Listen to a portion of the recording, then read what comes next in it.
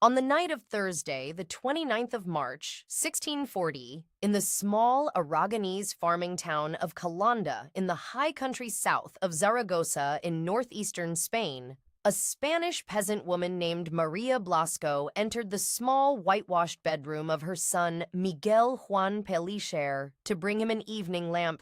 Miguel was 23 years old. He had returned from the Real Hospital de Gracia at Zaragoza nearly 3 years earlier with one leg.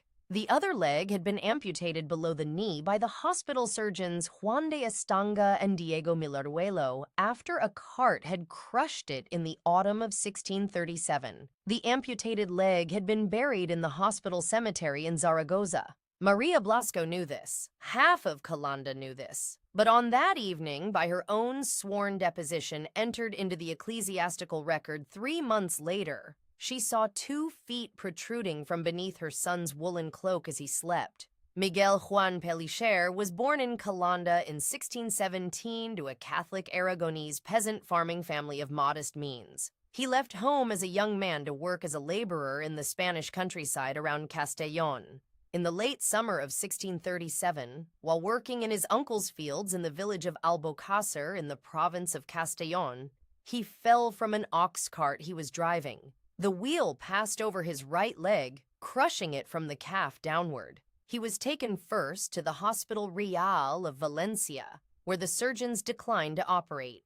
He was then transferred north to the Real Hospital de Gracia in Zaragoza, the largest charitable hospital in the Kingdom of Aragon, where his treatment was assumed by surgeons Juan de Estanga and Diego Millaruelo. The amputation was performed by Juan de Estanga, the chief surgeon of the Real Hospital de Gracia.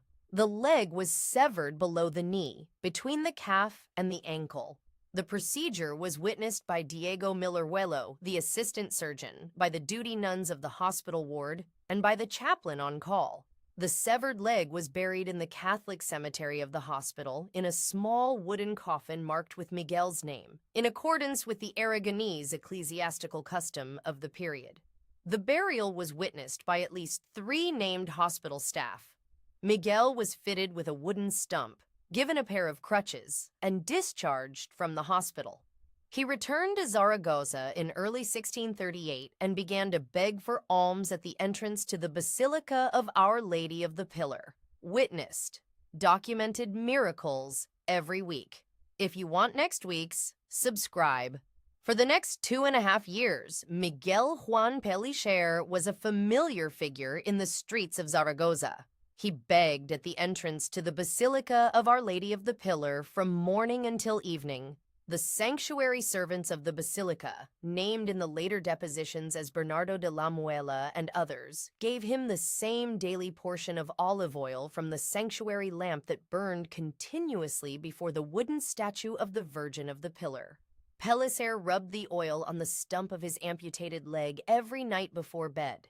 He did this every night for 2.5 years. In late 1639, with the support of the basilica chaplains, he returned home to Calanda to spend Lent with his parents. He arrived in early March 1640. He continued to beg locally. He continued to rub the oil on the stump every night. On the night of the 29th of March 1640, he came home, ate supper, applied the oil, and went to sleep.